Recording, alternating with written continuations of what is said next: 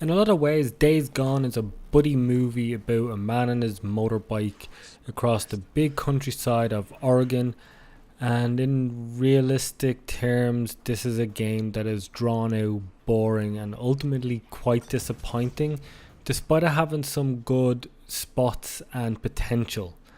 So in Days Gone, you play as Deacon St. John as he attempts to find out the past of the Seeker, what happened to his wife, as well as look after his best friend Boozer. And in your time, you will spend quite a lot of it just exploring the countryside, which is cool, but it's also not that distinctive looking from area to area, which means you don't get to see a lot of surprises.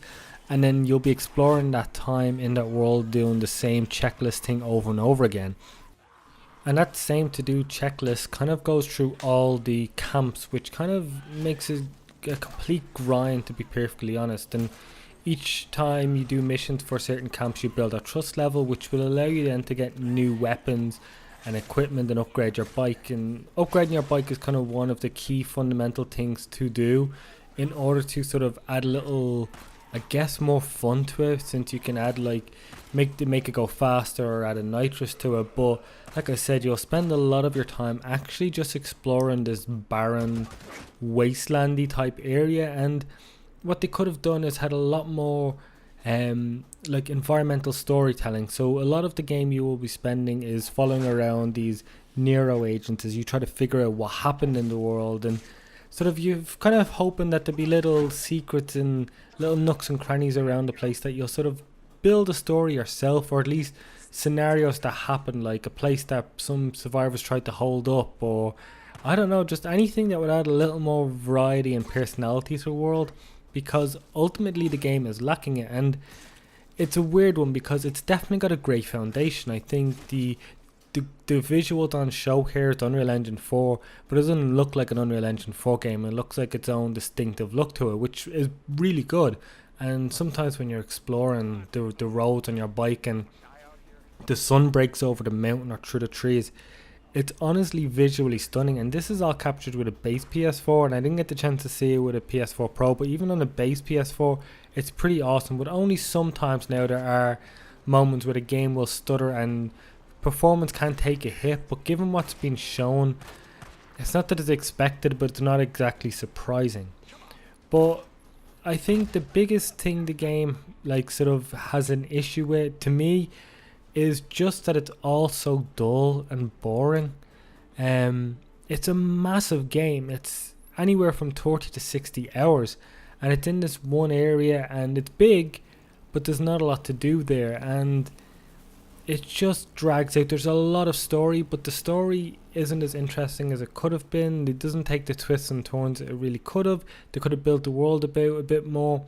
And while the characters, especially Deacon St. John's, kind of charming, the dialogue isn't great. There are some moments where you just kind of like just stare at what's been happening in front of you, not because of something crazy, but just kind of like, really, that's the best dialogue that could have gone there.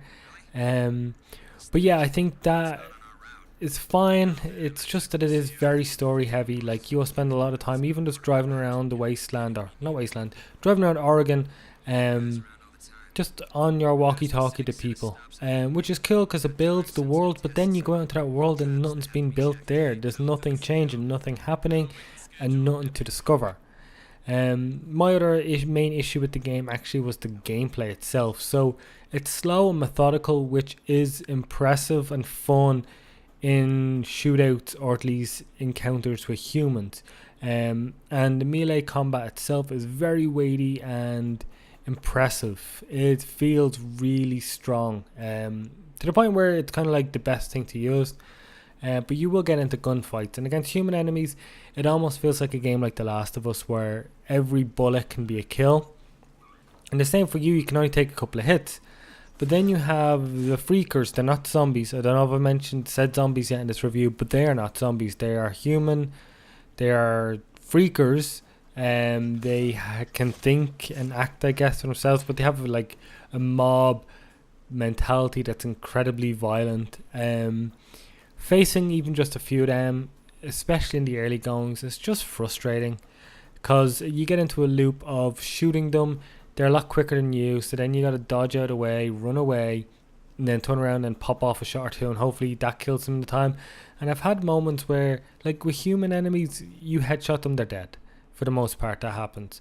It's a lot less frequent with these freakers. There's been times when I would headshot and think I've killed them, so I can quickly move on to the next enemy that's there, but then they haven't died. So it just sort of feels a little inconsistent. It's also not as tight as I'd want it to be. It just kind of lags a little bit. Maybe it could be down to the performance on a base PS4, so take that as what I will. Whatever, that didn't even make sense, but it just it's got an excellent foundation, and unfortunately that makes me feel like the second game will be great, but this one isn't. It's just not fun. It's nothing kept pulling me back in. I really only went back to the game because I had to do it for the review.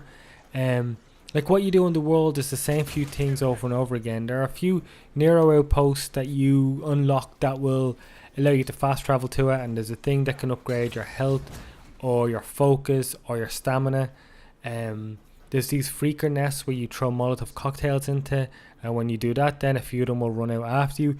The big thing the game was selling was the hordes, and that does happen, but nowhere near as often as you might think. But when they do happen, I'll give the game this: it is thrilling, it is adrenaline rushing, and it is easily the most technically impressive thing about this game.